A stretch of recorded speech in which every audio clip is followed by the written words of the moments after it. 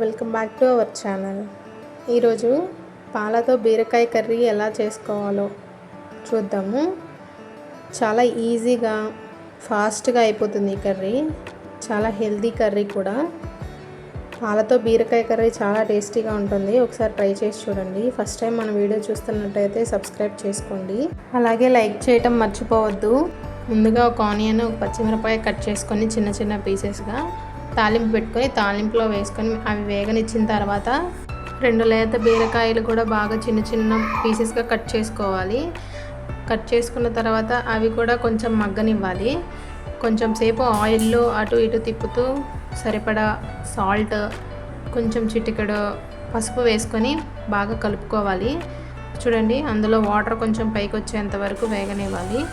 తర్వాత అందులో సరిపడా కారం వేసుకొని అది కూడా బాగా మిక్స్ చేసుకోవాలి. కారం మొత్తం ఆ పీసెస్కి పట్టేంత వరకు అటు ఇటు కలుపుతూ బాగా వేగనివ్వాలి. వేగిన తర్వాత అందులోనే కొంచెం పాలు తీసుకొని, ఫుల్ క్రీమ్ పాలు తీసుకున్నాను నేను. ఏ పాలైనా పర్లేదు. కొంచెం పాలు తీసుకొని ఆ పాలు కూడా కొంచెం ఆ బీరకాయలు మొత్తానికి పీల్చుకునేంత వరకు మిక్స్ చేస్తూ కలుపుతూ ఉండాలి.